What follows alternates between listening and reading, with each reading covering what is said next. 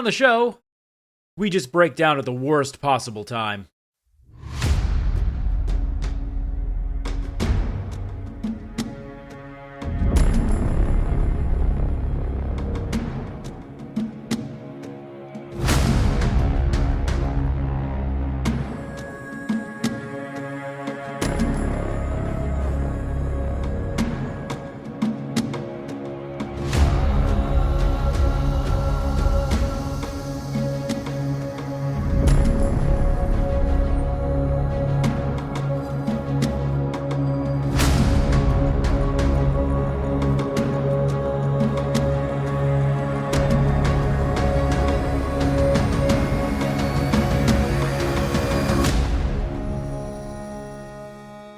Hello there, and welcome to The Lost Cantina, the podcast that explores the stories, characters, and themes beyond some of our favorite Star Wars characters. I'm Kevin. And I'm Jaden. And today we're going to talk about episode 3 of AHSOKA. Yes. And this episode was very good. I had fun. It was a short one. That was the first thing you texted me, not if it was good or if it was bad. You just went, the stuff's short. It's really short. Yeah, it was only like 33 minutes? Yeah. Or what? Not even. That's with the credits and the pre-stuff. Like, it was really pretty short. It was. I will say, writing the script for this one, very, very nice. It was really short. I wasn't going crazy, but I noticed these episodes were getting shorter by 10 minutes each. Yeah, but there was a lot of stuff in here. There is a lot of stuff in here, which is very funny. So the episode is shorter, but this episode might be a little bit longer. There's just a lot of dialogue and stuff that we couldn't kind of brush upon. A lot of fun bits we couldn't ignore. Yeah. So let's dive into that. But before we do that, we love to hear from our listeners. So please email us at thelostcantinapod@gmail.com with your thoughts and episode ideas. You might hear about it in a future episode. And of course, you can connect with us on Instagram and X and the TikTok at The Lost Cantina.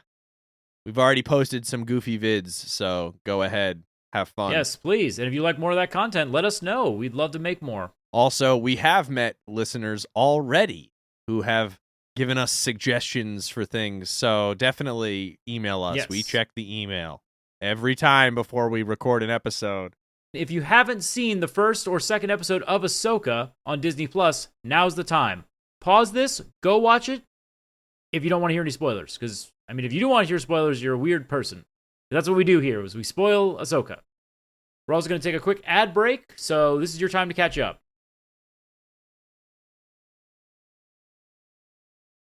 Okay, now that we've officially warned you, let's get into it. Let's do it. Our story continues with Sabine doing Jedi training with Hu Yang. I'm going to make sure we say Hu Yang, because we had a couple of people saying, hey, what the fuck is a Huang? I'm like, I don't know. Kevin wrote it in the script that way. They said it. They said his name so much in this episode. It was almost like they anticipated people. Oh, they were dunking on us, yeah, because we. Oh man, I think I panicked halfway through episode 2 and just started saying David Tennant. Yes, you did. Because I was like, I feel like that we're saying it wrong. I knew we were saying it wrong. I was too lazy to go back and re-record the whole thing. I'm not gonna lie. Honestly, I watched some other people's content because we're both consumers here too, and a lot of people were mispronouncing it, and I'm like, I'm glad I'm not the only one. Your badness rubbed off on me. That was really funny. Yeah. To get back to the episode, we got to watch this really cool samurai training simulator that Sabine is running. It was so cool. It was very great because she was just making basic sword attacks on these with a wooden stick on Hu Yang's. He had this projector. He had General Grievous going on with 4 different spots that she had to hit every time. And the music was really cool too. It felt I know I wrote it down, but it reminded me of Ghost of Tsushima. A little bit, yeah. At the end of it, Sabine's like, "How did I do?" And Hu Yang's just like, "Not bad, but definitely not good." He doesn't sugarcoat this shit, which is really fun. It's just a droid who's an even bigger asshole. He means well, to be honest. The way I saw people online being like, "Why is he such a dick?" It's listen, for him, this is just another Jedi recruit. This is not. He's been doing this for 1,000 years. This girl comes in, and he's like, I'm sure the next one will be better. Well, yeah, he thinks everybody's better. Literally every other Jedi trained, Everybody. everybody he says is better. Like when Hu Yang is talking, he's like he's giving her like passive aggressive put downs, but also like sort of encouragement. Yeah, kind of. It's like the in-law encourage. Yeah, he doesn't approve of this marriage. Oh no. And Ahsoka is like, let's try something different. Let's try Zutachi. And Hu Yang's like, oh boy, here we go. I don't think she's ready for that. So now Ahsoka explains that Sabine's skill with a weapon comes from being a Mandalorian, which we've seen. Mandalorians love this shit. They love weapons. Yep. They love war. They love all that stuff. Weapons are my religion. Yeah, it's like that's literally their thing. So makes sense. Yeah, you'll be good at using a weapon. So she has all that stuff down. She's got that part down. But there's other aspects that she needs to work on. Weapon skills alone, she says, will not be enough to fight this enemy, right? Sabine is like, duh. Yeah, I know that. Like, I'm not stupid. It's typical teenager answer, right? Because the other thing is she like looks at her wound and she's like, yeah, duh, I think I know. Like, okay, we get it. You're frustrated. Okay, we got you. The lecture is not needed. And Ahsoka says that training your body, like, that's important. Yep. But, quote, she must also open your mind, right? Like, so you must open your mind. And it felt very Obi-Wan. Like, a lot of the training that she's giving her that we see this episode feels, in my opinion, more Obi-Wan than Anakin. Yes. It almost seems like Ahsoka's trying to avoid Anakin-style training. I don't know if you agree with that.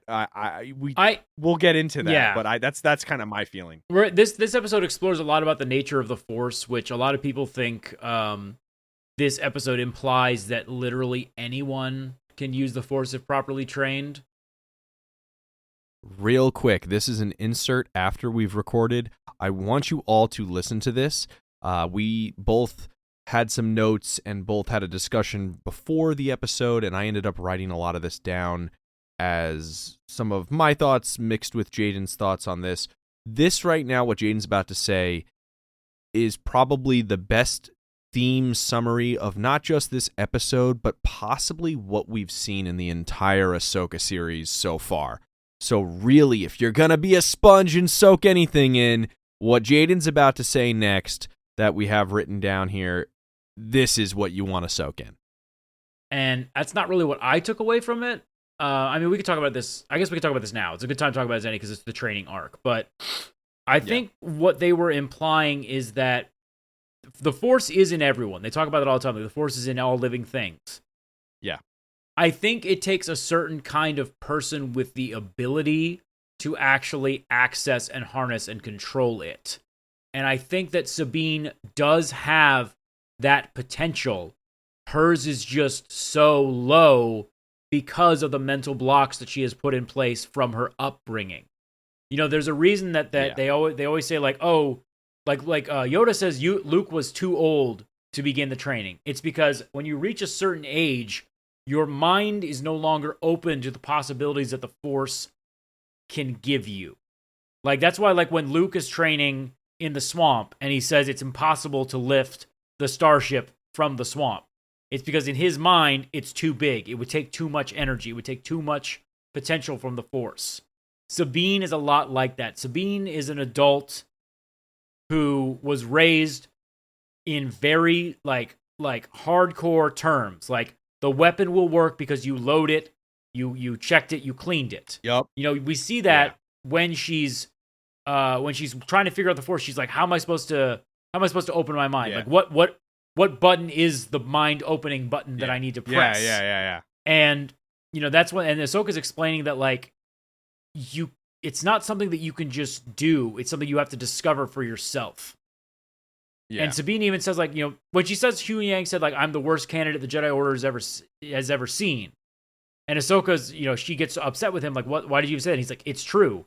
Because Mandalorians are they're the tonal opposite of the Jedi. They are very much like, okay, I press the button on the grenade activates. I throw the grenade at the target, it detonates, kills the target. Whereas with the Yep. Force, you have to. That's not how the Force works. To borrow a quote from Han Solo, that is not how the Force works. Yeah. The Force is a pathway to remove an obstacle or a target, but it is not the destruction of that obstacle or target. You are manipulating the molecules and the metachlorians around you to interact with that object. You know, when you use the Force to lift a rock, you're not using the Force to destroy that rock. You're using the Force to move that rock and move its place in a position within the Force. You are moving it. And like Sabine she's having trouble realizing that, oh, I need to figure out how to make that connection. That connection is there. It's very, very weak, and it's been. I don't think.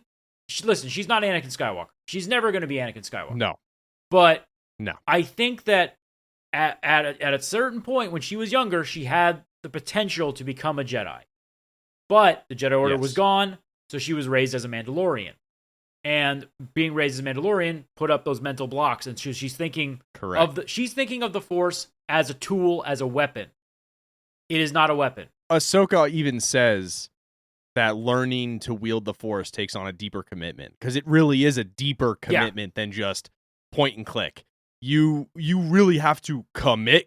I mean, when you learn your physical abilities, that's one thing, right? Like, you can practice that, and then once you have it, it's muscle memory. You're doing the thing. Whereas this, you almost have to commit every single time, because you're going to have to commune with something rather than your just physical body, right?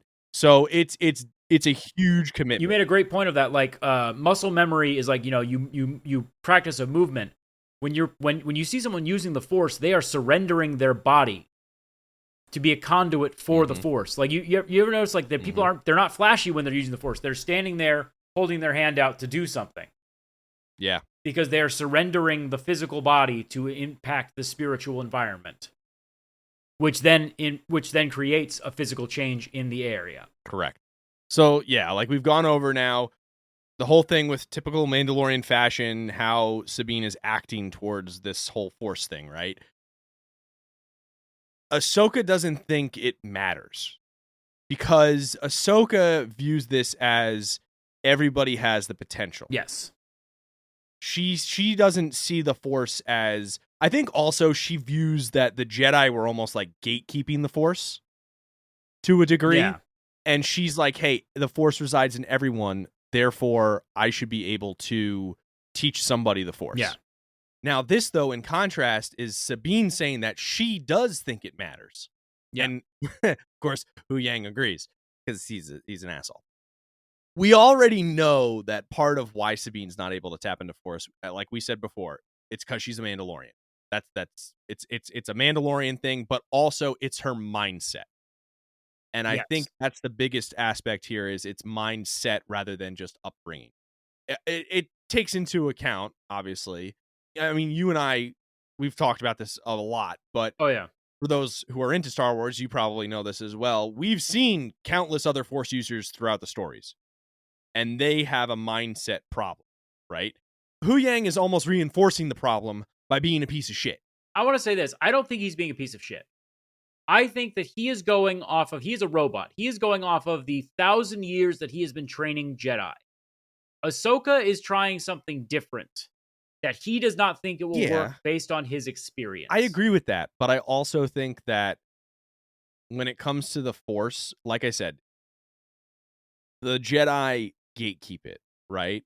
So in his programming view is, you're not worthy because you don't fit the mold the Jedi like picked. You know what I mean? Like that the mold that the Jedi created, whereas the mold that the Jedi created is bullshit.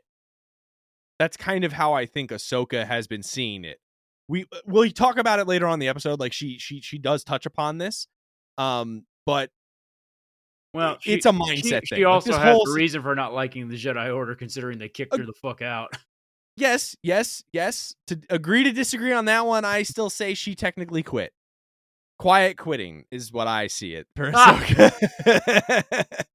love that. But like, think about Luke, right? Think about Luke's training. Luke had a bad mindset he was constantly in a worry. He was now obviously he has a little bit more talent, but he was struggling, and it was that worry. Couldn't lift that rock. Well, but hey, that's a thing, right? Yeah. We've seen Luke. I'm fucking gonna fucking talk about sequel stuff. No, fuck it. No, I'm not gonna talk about sequel shit. I'm gonna talk about Jedi Fallen Order. We've seen Jedi close themselves off from the Force. Aha, got him. There we go. We found a loophole. We've seen this. We've seen this, right? Like mental blocks because they're depressed or something. So the mental thing, that is a big deal. Yeah.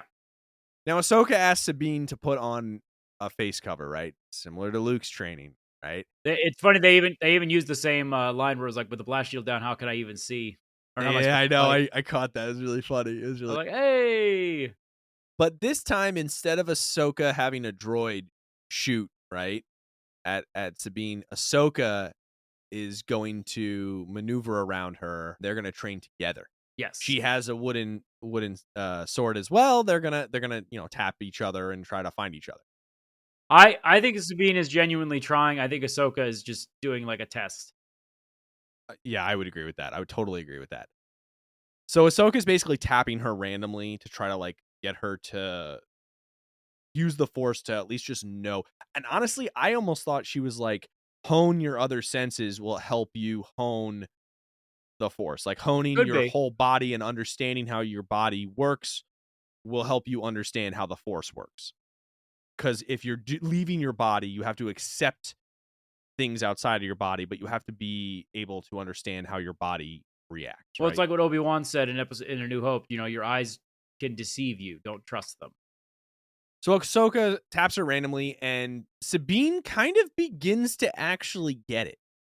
She starts to kind of go through. Now, she's making mistakes, sure, but she is able to sometimes begin to sense where Ahsoka's at, which is really cool. It's kind of cool watching her just like in that short time start to progress a little bit.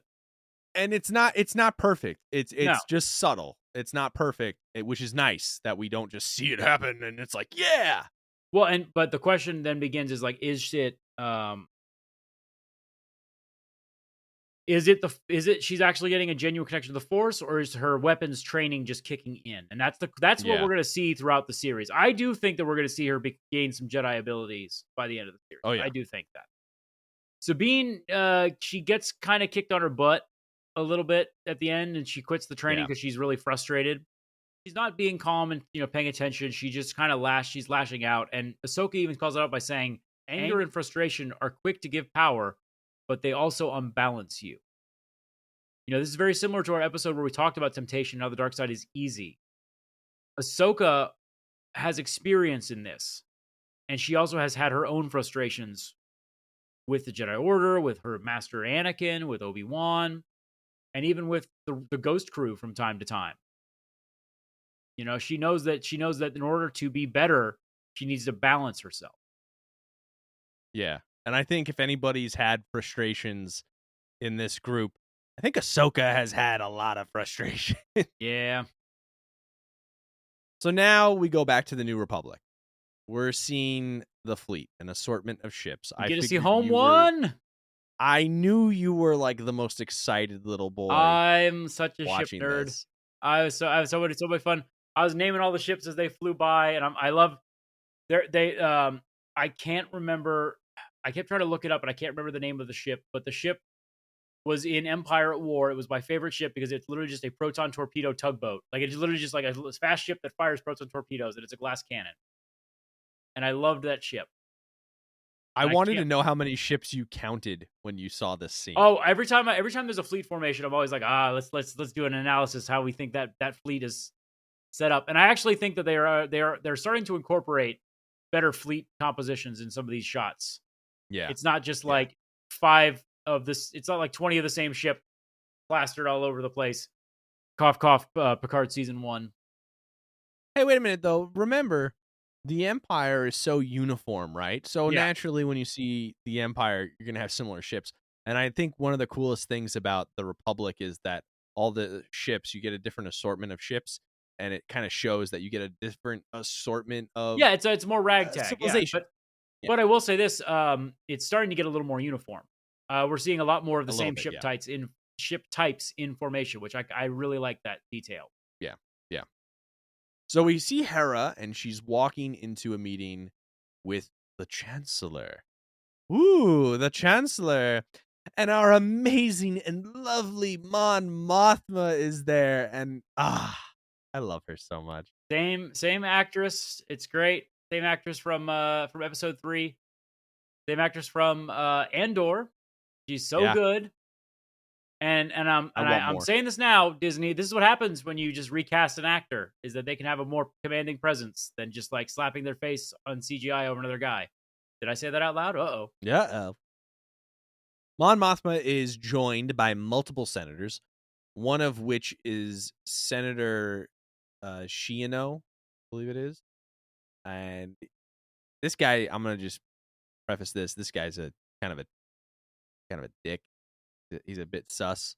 Hera and Mon, they have like this nice like hello meet and greet thing. How's Jason? How are you doing? Like it's just like typical like friends. Like they fought in a Yep. war together. They're saying hi. They haven't spoken in a hot minute. And of course, this senator, he's just like, I got a meeting in 10 minutes, bitch. Hurry up. yeah, he's like, can we like, we're gonna be late. And I'm like, what the fuck are you gonna be late for, bro? This is a Like, very shut important up. meeting. This is the most important thing. This is the important thing. Like, Jesus. What is it, a party? You know what I mean? Like, it was just, it felt Well, kind of it's great too. disingenuous. I love like later on in the conversation, we'll get to it, but like I just love the way that Hera puts him in his place. We'll talk about it Oh, later, yeah. but It's great. It's great. He says to basically, it was funny because I was thinking about it. It's like, get back on program. You know what I mean? yeah. like, come on, let's go. So this dude must be fun at parties. That's all Oh, I yeah. pretty much say to that. So Hera is explaining her investigation on, what happened with Elsbeth escaping, the attack on the ship, how it led them to the shipyard. She's just going through the investigation. Here's what we found.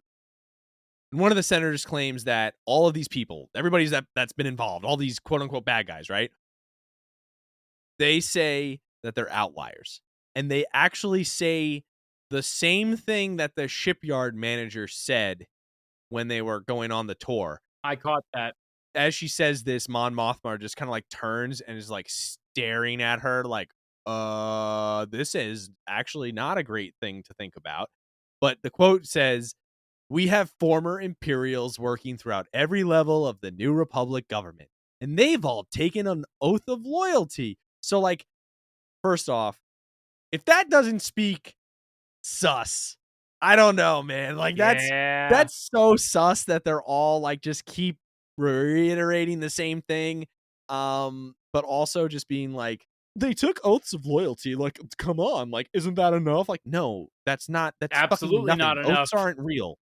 Oaths aren't real. That's just, I said a thing. Believe me. Ooh. I hate to say it, but like that kind of speaks to the good-natured beliefs of the New Republic, where they're like, well, we can't, we can't do the Imperial thing and like throw them all in prison. Well, that or the naivety of it. Yeah. Oh, it's both. Oh, God, it's like this whole thing is so messy. It's very messy. It made me very frustrated. I like what Hera says too. She just says, "Long live the Empire" doesn't sound like the kind of loyalty we're looking for. It's like, yeah, like it frustrates me that we're creating barriers to not act again. Like being anti-imperial should be rule 1 for the New Republic. It should be like, if you smell it, we're fucking sending at least a couple of ships to investigate. Yeah, totally, 100%. And I hate that we're shoehorned. Like, I get it's my big complaint with the sequels, man. It's just like we are shoehorned into making smart characters make dumb decisions to allow the sequels to happen. And that's a little frustrating because we're seeing like if this was the Mon Mothma from Andor, if this is the Mon Mothma from Return of the Jedi, she would be like, we're sending a fleet. We are sending a full ass fucking fleet to figure this shit out, or at least a task force. We can spare. They could spare one capital ship to show up with a squadron of X. Like if this was Legends, Rogue Squadron would have shown up with a frigate. Granted, that frigate would have gotten blown up the second it jumped into hyperspace by a Star Destroyer. So, Here's my only argument for this. Yeah. We've now heard the same quote twice. There are Imperials working throughout the government. I know where you're going with this. Yeah, go ahead. I think they're going to go the sabotage route and say, like, the reason is because they were so ingrained in the system that they sabotaged everything. And I think that's what they're going to go for. Oh, honestly, it would work. It would work. Come on, it would work. Well, I thought you were going to say that we have a Hydra situation going on where like some of the council. Well, pretty much we have a Hail Hydra situation. Yeah. And honestly, it's better than idiots. It's better than smart people being dumb. Yeah. I will take. Yeah, I guess. It's frustrating though. I understand. I get where you're going with you. Maybe we'll see something further on that makes me more comfortable with it, but that remains to be seen. Mon Mothma, she tries to like reassure Hera that there will be an investigation.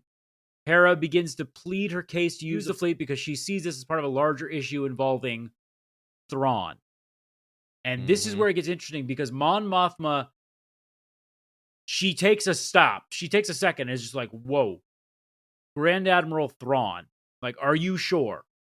And Hera says she thinks he's alive and that this is all part of an elaborate plan to bring him back into the system. And if that were to happen, it would signal a new war. And Mon Mothma is aware of that. Yep.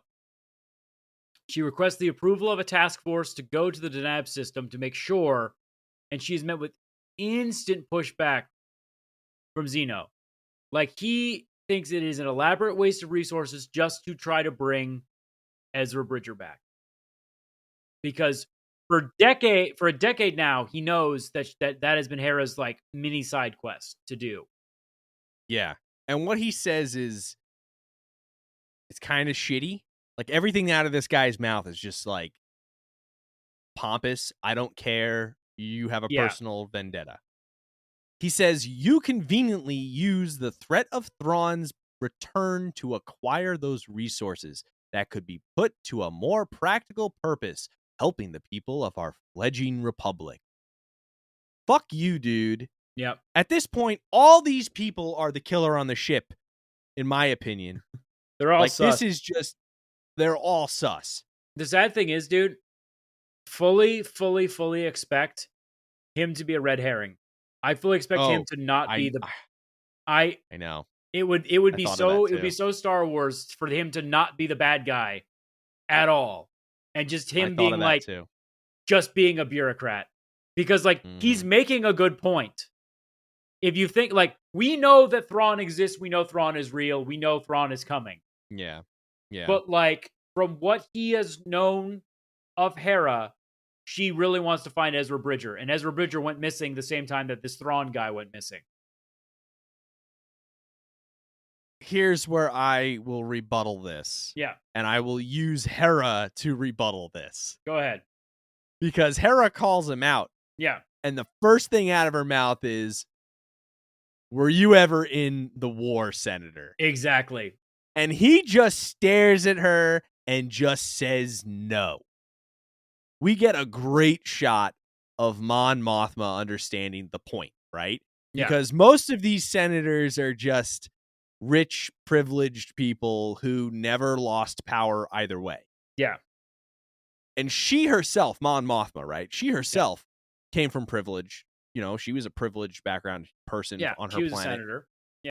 But she actually fought. Yes. Maybe not with a weapon, but she did her fucking job. And she knew the risks. And obviously we're going to get way more into it in Andor in season 2, but this person put in the work. She was quote unquote in the war. And I think she gets it, right? When he says no, there is a deafening silence, and Hera just says, just sat back and waited to see who came out on top. And it's great. because like all the other senators are like, If you thought "Shit." the silence was bad before, oh shit. Yeah, they're like, shit, like she caught us. There was no sound waves in the air. No, one of the senators, Senator Mawood, which Jesus Christ, that fucking name. He I know. engages like he's just like says like, well, thank you for your service, like The like the bare typical, minimum. yeah. And he goes, and now it's time for the senators to serve and make the decisions that the people want, and they don't want any more conflict. And it's so great because then Harris is like, you act like we have a choice, and they fire back like, don't we? I see no enemy. The Imperial fleet is scattered and broken. They have no centralized command. So fucking dumb. It's so dumb. It's these people act like they don't live in a universe that's constantly on fire. It's called Star Wars. It's not called Star Civil Discussion. That's called Star Trek. Oh God. But here's the thing though, right? Politician's gonna politician, right? Like these people didn't do shit. No. Like you can tell these people didn't do shit. And I mean, even with the Clone Wars per se, right? Nobody lost like people if you were on the side of the Republic because it was just clones, you know? So I just think I think these people are just so disengaged with all the shit that's been going on that they think they can just talk their way out of everything. Yeah. So obviously Hera then says, unless Thrawn returns. Clearly, we need the centralized person. She's like, well, Thrawn's the centralized person who would then make it, centralized command. Here you go. Like, she's like, this is stupid. And she knows it's stupid. That's the thing, is she's calling it out. It's so very dumb. dumb. It's like, they're like, it's... You want to know what's even worse? The senator, Giano or whatever, he says, make your point, General. She just fucking did. Yeah. This is the most infuriating conversation in Star Wars. Like, I personally think this scene somehow is Thrawn returned. Shit. Like, oh man. And Hera explains who Thrawn is, right? Like, she then goes into being like, okay, fine, I'll elaborate. Yeah, I'll let you know what Thrawn is. A monster. Yeah, she says, now I will say this. She does reveal that she has a personal connection with Thrawn himself now too, right? Not just Ezra. Now it's a Thrawn connection. Rebels fans will remember like Thrawn had like a one-on-one conversation with her. Here's the thing though. I will get into that connection in a sec. I personally think though that saying that and revealing that she has a personal connection with Thrawn hurts her politically. I do too. Because here she's not not being objective. I just don't think it's going to help her case because she is not in a battlefield. She is in a minefield. Yeah. What she needs to worry about is what she's saying. She handed these politicians the ability to shut her down. Exactly. Now, she does reveal that she spent her entire life fighting in war, right? Now, that's something that even Thrawn called upon in Rebels when he met her. He described her as somebody who was basically created, molded, and kind of embodied war. That was the first time they met. Yeah. And he's not wrong. He wasn't wrong. And this is her plea. And it's more to try to, she even says, she's like, it's her trying to convince you to help me prevent another one, right? Yep. Another war. I think that if the person who was molded by war wants to prevent another war, you should probably listen to them. Yes. He dismisses all of it, all of her experience, intuition, and basically her entire investigation. And he says, Grand Admiral Thrawn is dead. And I'm sorry to say, it is my opinion that your friend Ezra Bridger heroically died with him. He dismissed everything that she's been through in the recent days, digs the knife in by saying, hey, your buddy is dead. Fuck. Totally fuck. Yeah. And honestly, this is where Hera loses. This is the part where she loses, because she says, you don't know that.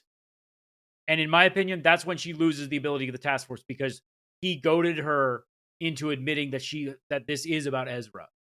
Yep. Yep. Because that's how the politicians work. She lost the political battle. Mm-hmm. Like, Mon Mothma's even like, she tells Hera to calm down, essentially, because Yeah. I think Mon Mothma, as a politician, she also just saw like, hey, you lost. Like, you've lost this. Like, I'm gonna do my best to convince these guys to let you do this, but you've lost. Like, there's nothing I can do. Yeah. They're gonna the council is gonna outvote me, and you won't be able to go. Mm-hmm.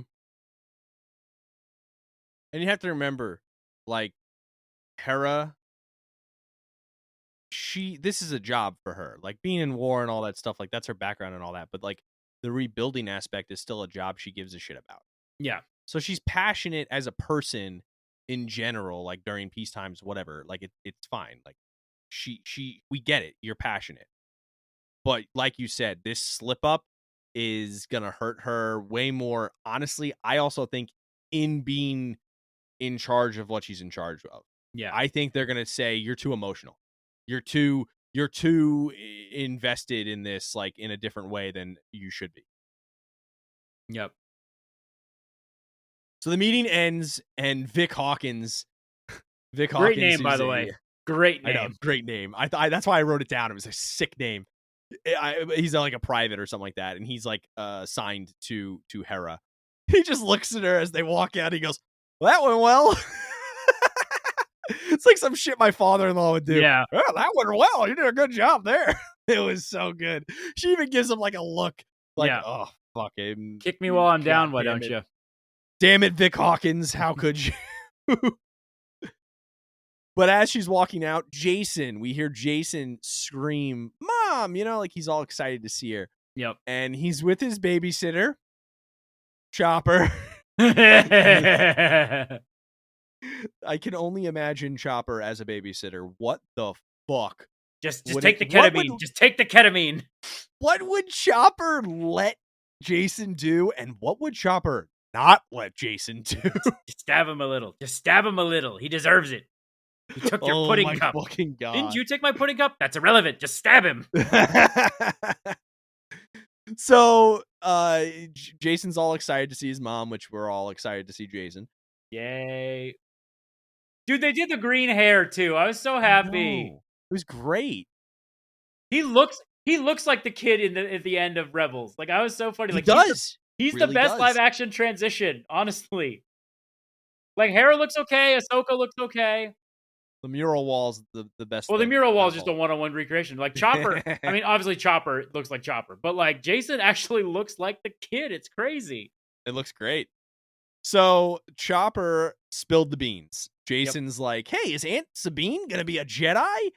And Hera's like, "Where the fuck did you hear that?" Because the Jedi now, for those who don't know, Jason is the son of a Jedi. Yes. And so the concept of Jedi, you would think, oh, his father died protecting his mother as a Jedi using the Force, all this shit. You would think it'd be a touchy subject. Yeah. But Hera actually doesn't see it as a bad thing. At least her reaction is not really worry. Her reaction is almost prideful that the love of her life, She sees a person lot like of Kanan in Jason. She sees in him like the man that she fell in love with. And it's great because you see a little smirk at the end that she's like, yeah, nothing's wrong with, like, it's a good moment to actually have somebody finally in Star Wars be like, yeah, you could be a Jedi. Good job. I'm proud of you. You're a good kid. I don't know. It was a nice moment. I loved it. Also, I feel like we need to mention too, Jason. If people are like, why does he look like that? He is actually a hybrid. He is a hybrid human Twi'lek, and it's covering up his little ears, but his little ears are also green. You can't really see it because he has the green hair, but it's fun. It's fun. That's a thing that was an elf. Is new in canon. Yeah, he's an elf. That's new. That's new for Disney canon because in Legends they couldn't interbreed, but I guess they were like, "Nah, it's great. Kanan has a kid, so future Jedi, That just opens up a whole can of fucking worms. yay!" Yeah, that's a different podcast. That is the Lost Cantina After Dark, where we talk about breeding in the Star Wars universe and who can do it. Back to Ahsoka and Sabine. Yeah, Getting speaking of Jedi trainers. getting quickly away from all that. Ahsoka's trying to tell her that Sabine did really well. Being from the lineage that she is from, she's not going to sugarcoat it. You know, Obi-Wan to Anakin, Anakin to Ahsoka, they're going to tell you bluntly. I think she actually did well. As Sabine says, Ahsoka is right. Weapons she can handle, but the rest of it is a struggle. Ahsoka doesn't discourage her. She says it's just going to take time. Sabine is clearly just trying to skip the line and get straight to the cool stuff. Yeah. And she says, I was hoping the urgency of our situation could expedite my training a bit. And we get a glimpse of Ahsoka clearly remembering her own training during a war. Yeah. And like, you want to talk about like situation could expedite it? Like, she was in a war, and that's when she did most of her Jedi training. And she says, I'm afraid it doesn't work like that. She sure had a lot of talent, but we did get to see her struggle during the Clone Wars. Now, Sabine says that Ahsoka was able to use the Force, but she doesn't feel it, right? Like, she's like, you were able to use the Force, but I don't feel it. I don't feel anything. And Ahsoka does this, like, Obi-Wan smirk and, like, the little nod. Like, it was straight out of Obi-Wan's book. Yep. And she says that the Force resides in all living things. And Sabine asks the question, I think, that everyone asks. We've been asking it forever. If that's true, then why doesn't everyone use it? That's a good question to ask, right? Like, I think we've all asked that question. Well, we touched on it earlier in the episode where we talk about, like, and Ahsoka kind of confirms it. She says talent is a factor. Yes, she does. And that's kind of a bit discouraging, you know, like, to Sabine. Like, obviously she's like, oh. Yeah. And you can see that Ahsoka sees this. And she says, but training and focus are what truly define someone's success. And I think that can be said about anything personally, but in this situation, it's a good answer. And she uses the Force to actually pull a cup towards her, and she says, not everyone can handle the type of discipline it takes to master the ways of the Force. Start small. So when we say that it adds in that conversation we had said earlier, where it's like, not everyone can use the Force because they lack the type of discipline needed to unlock it. So people argue, so they're saying anyone can be a Jedi. It's like, no, not like you could tell, like, I can sit here and tell you, like, I can practice to become an Olympic pole vaulter, but I don't have the discipline to actually do that. It is a difficult thing to do. That's why, like, not everyone is, a national champion in hockey. Well, I will say, to quote one of my best friends, Forrest, I believe in your ability to succeed. Now, when it comes to this moment, right, Ahsoka training and all that stuff, this is a great thing about how she communicates, right? Like, Ahsoka's doing a really good way of communication and communicating the lesson to Sabine. She understands that she's talking to a Mandalorian. Yes. Who, as we've seen, the majority of the Mandalorians, they have this, like, affinity for almost like the grandiose. I mean, look at their former planet, right? Like, they have this affinity for war itself. They like extravagant things, and I will always say Mandalorians love themselves a lot. They are a semi-narcissistic civilization because they're very prideful. They're like the Saiyans of Star Wars. We'll go with that. I love it. But Ahsoka gives this reassuring response, right? She explains that this is something you have to work on. This is not something, like you said earlier, you just grab and pull the trigger and boom, it goes. So this is something that you genuinely will have to build yourself. This is a weapon almost that you have to mine the ore, smelt it down, make blueprints. Really get in You there. have to build this from scratch. Exactly. Ahsoka leaves to head to the cockpit, and Sabine says she'll give it her best. Ahsoka asks Hu Yang when she gets in there if there are any word from the Republic, but nothing so far. He asks about Sabine's progress, and Ahsoka says she's frustrated, but she understands the frustration. Hu Yang says, "You both knew this wouldn't be easy." And Ahsoka refutes with, "What you said didn't help." Because ultimately, if it's a mindset thing, that definitely doesn't help. He says, "I only speak the truth. The Jedi Order would not have accepted her." She calls out the Jedi standards, and of course, he thinks that it's worked for so long, so it definitely has to be a foolproof system. He even talks about how, like, a Mandalorian Jedi is a difficult argument to have. There have been very few who have succeeded. We get the most notable one is the one who created the Darksaber. But very few Mandalorians have the mental discipline needed to open themselves up to the Force. And Ahsoka fires back with, "I don't need Sabine to be a Jedi. I need her to be herself." And Hu Yang goes, "Well, she comes from a long line of non-traditional Jedi." God. Which that is the understatement of the fucking year. One thing that stood out to me was that he still acknowledges Ahsoka as a Jedi. Yeah. Which Ahsoka herself does not. Ahsoka herself repeatedly says that she's not a Jedi anymore. But for Hu Yang, who is the, he's kind of the last surviving member of the Jedi Order to be pretty much, yeah, of the old order. And I think it's interesting that he still associates her as a Jedi. Yeah, I think that's very interesting. I also think it's very strange that I get why he's not, because they needed another character for the show.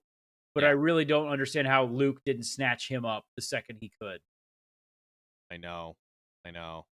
Maybe Luke thought he was an asshole too. Now, while they're having this conversation, Sabine is trying to use the Force.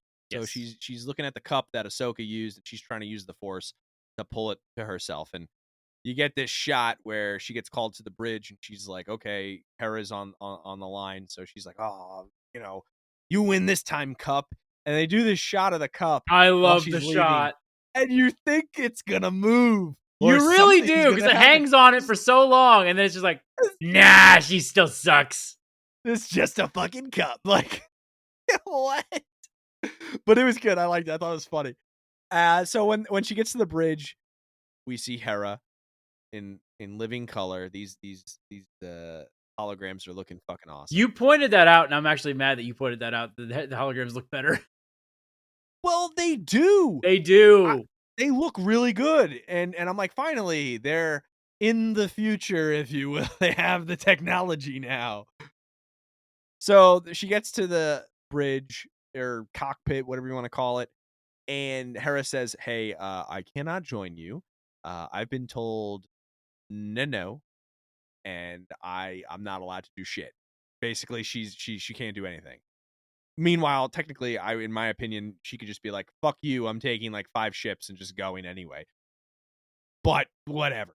So as they're trying to kind of figure out what's going on, all of a sudden their signals get jammed. Yep. And they've entered the Denab system, right? They exit hyperspace, and now they exit hyperspace before getting close to the planet. And of course, Sabine's like, "Hey, why did we do that?" And Hu Yang is like, standard Jedi mission, protocol. Everything's a lesson here. Literally everything for her is a lesson. Even though Hu Yang is annoying, I will give it to him. It's a good lesson because there's a time and a place, and I would say, okay, let's explain why. But they are very far away from the planet at this point. The Eye of Sion is on the other side of the planet, and they're not sure what it is yet, but Hu Yang wants to get close so he can scan it. They're not sure what it is. They see it. They know there's a large object on the other side of the planet. They think they're like a Star Destroyer, and they're like, no, this thing's way too big to be a Star Destroyer. All of a sudden, they are attacked by these super cool looking ships that are literally just P-52 Mustangs with like the wings inverted. It's sick. It's so cool. Awesome. And they're flown by by Haiti and Marak. Which, I wasn't on board with the "this is Ezra in disguise" thing, but like, man, they're doing a weird voice thing for him, and I'm like, No. It's Sam Witwer. It's definitely Sam Witwer. well, yeah, that's what they're doing. They're having him. He's on the credits of like every Star Wars project since like Disney took over. So we'll get to him later. We'll talk later because they haven't revealed it yet.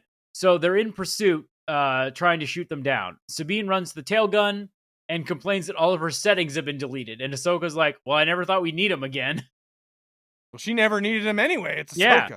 And Ahsoka tries to use it as a learning experience, but clearly this is not the time. She keeps missing her shots and they aren't communicating properly. Huyang even calls them out.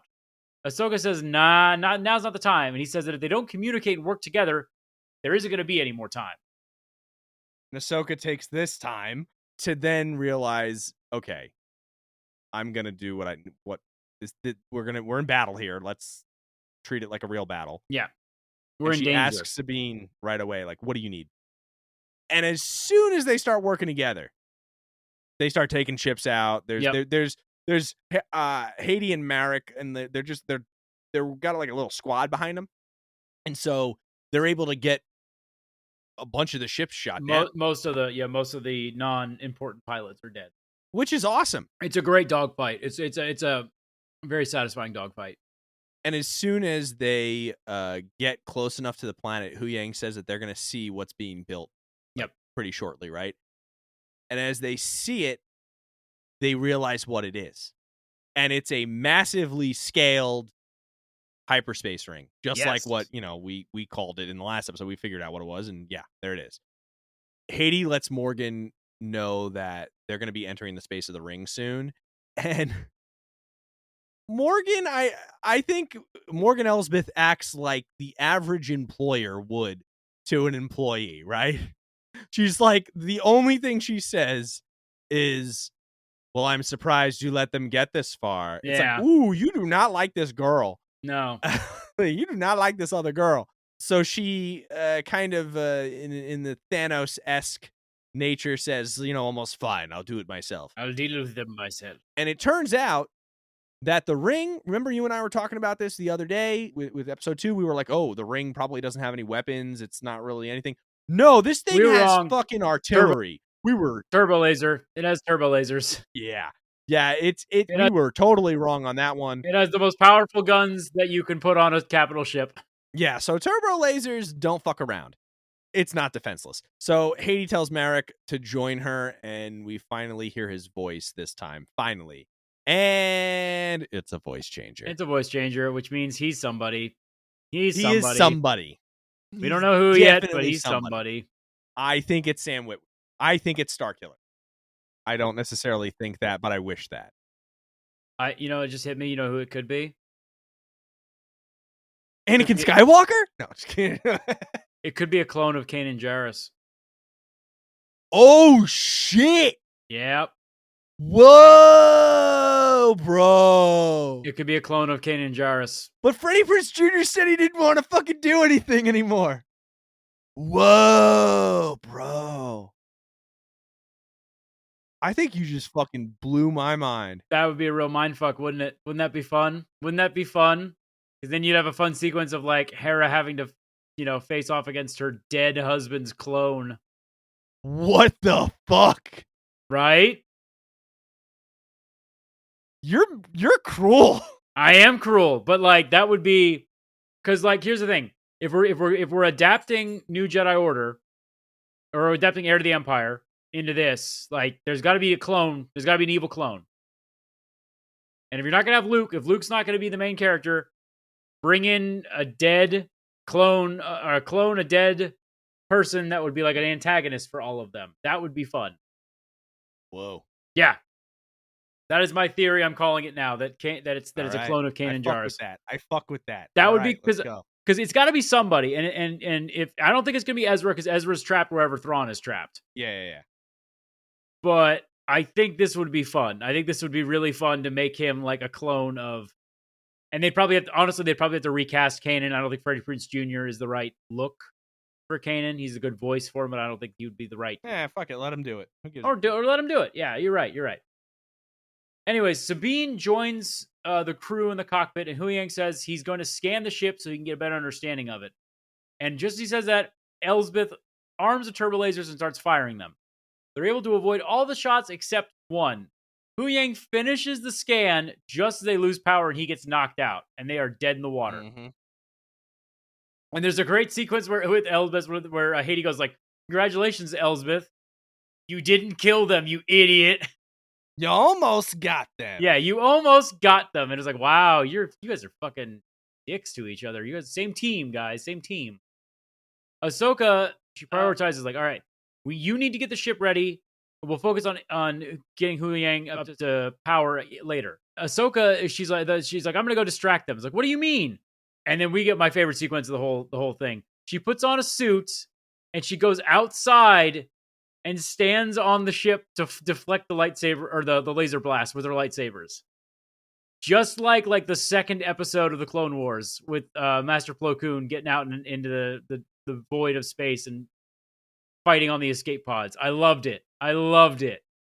It's fucking cool. It was great. She takes out a couple of the ship and jump off of the ship to destroy one. And there's a great shot where Sabine's like, "Hey, what's going on out there?" And she looks up and Ahsoka's just floating in space. "Hey, did you get the ship fixed yet?" I will say I thought that was kind of dumb. My only reason being, you can use the Force to bring yourself back to the ship. What are you doing? Why are you just floating? I think she was just trying to be lazy. I think the reason that she was floating is she was like, "Is the ship fixed? Because if the ship's fixed, I'm gonna go for the wing. But if it's not fixed, I gotta float around here a little bit longer." I think she was trying to Got it. I get she was you. Yeah. Genuinely being like, "Hey, is the ship fixed? Because if it is fixed, I'm going in. But if it's not, I'm gonna be waving my lightsabers in the fucking void of space." You're right. So as they are finally escaping, because they get the ship going, they go to the planet. They find a bunch of, if you will, space whales, also known as purgils. And they're in the atmosphere of this planet. I screamed when I saw them. I was so excited because we haven't seen them since the end of Rebels. And it's like, oh shit, we are on the right fucking track. It was so awesome. And I will say this, I wrote this down because this is what I personally think. We have one of the best Star Wars scores that the TV shows have had. Because the chase scene where they're trying to escape and they're using the purgils as kind of, ways to hide in the atmosphere and try to escape from Haiti and Marek. It is such a good score. It was so exciting. I loved the score for this one part. They finally escape just in time for Hu Yang to wake up. He says his countdown. "Oh, I'm ready. I'm finished." And he's like, "Oh, whoa, what's going on?" And they make their way to a clearing in the forest, and they turn off the power. Yep. And they decide to turn off the power, including Hu Yang again, who just woke up. Marek and Haiti fly by. They don't see him. They say, "Okay, let's regroup." But they definitely correctly guess, okay, they're in the forest. We'll figure it out. Let's regroup. And they fly away. As the group is clear of danger, they turn the power back on. They turn Hu Yang back on, and he starts going over the data. Mm-hmm. AHSOKA asks how Sabine is feeling, and Sabine gets excited. She's like, "We haven't seen the purgils since the day Ezra disappeared. They're on the right path." Mm-hmm. Hu Yang provides a hologram of the Eye of Sion. He says it's still not operational, so they do have time. He confirms that it is a hyperspace ring at a scale never before seen. Theoretically, it is powerful enough and fast enough to get to another galaxy. The Jedi archives do talk about intergalactic travel and that there is very specifically a hyperspace lane that the Purgil have followed. That they have found it and they go. I'm going to do a brief thing. The way travel works in Star Wars is that there are laneways through space that are clear of obstacles. They are called hyperspace lanes. That's like when they talk about the computer calculating a jump, they're following a path that is basically not going to slam you into a fucking star. Yeah. And these Purgil have somehow found a pathway to another galaxy. just like the one we saw from the map. So we are on the right track. This planet is the launching point that we needed. We cut back to Skull, and he tells his little minions, he goes, the Jedi are here in the forest, hunt them down. And he looks so cool as he just stands there thinking about his future. Like, these Jedi are now going to stand in the way of his quest to be the new power in the galaxy, and that's not going to happen on his watch. Personally, I think he's second guessing his decision. That's interesting. I think he's going to turn. That's interesting. I think Hades going to kill him. I think Hades going to kill him, or Elsbeth is going to kill him. After he turns, I think he's going to turn. It's going to be very quick, and he's going to instantly get killed. I think it's going to piss Hades off.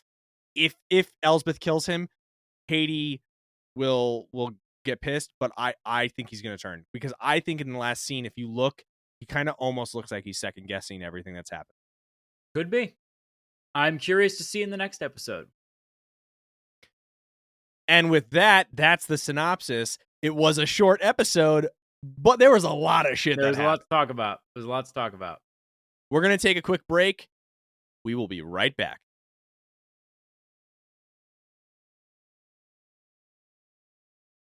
All right, we're back. Overall thoughts, Kevin. What do you think? I thought it was a good episode. I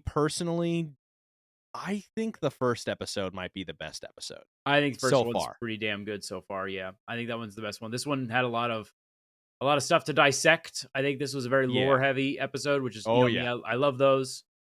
But I think this is definitely the setup episode. I think shit's gonna pop off in the next one. Yeah, I definitely think the next episode's this was the leading up to, and I kind of expected that, because that's kind of how the Star Wars storytelling equation goes. Yeah. But I still had fun. I still loved it. I mean, I loved the visuals. The score was great. Seeing the ship go through the hyperspace lane was really cool. Like, it felt very old school. I really enjoyed it. Yeah.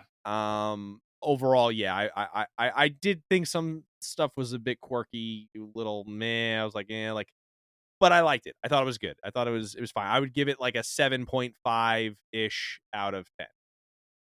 I can't disagree with anything you said there. I think this episode is great. I think it's a good setup episode for things to come. I think this is a necessary episode to like flush out what we're going to see with Ahsoka's training, what we're going to see with the New Republic, and hopefully with Hera in the future. I'm hoping that Hera does the Rebels thing and just defies orders and shows up anyways, which would be fun. Yeah. We have one quote. Yes. One quote we wrote down. Yes. And it is when Hu Yang wakes up and he says, "What did I miss?" It says, "We almost died multiple times." Ah, yes. Standard operating procedure. I thought that was just really funny. Yeah, that was fun.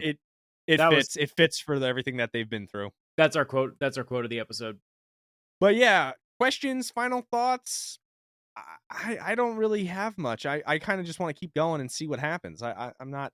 Yeah. I'm excited to see what comes with the next episode. I think it's really just a matter of time. Like, I think we all know, considering that they announced Heir to the Empire movie is coming. It's like Thrawn's coming back. We just want to. I'm like, all right, when are we gonna get him? Because there's 6 episodes left. Like, we know Thrawn is in at least 2, so we're gonna, it's like, when do we get to see him? When are we getting him?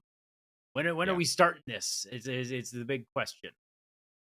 And what's interesting is this episode didn't have a lot of lightsaber stuff going on, which I was fine with. I was fine with that too, yeah. It was mostly ship combat, and I know you were fine with that. I loved it. Loved it. Yeah. I had fun. I did too.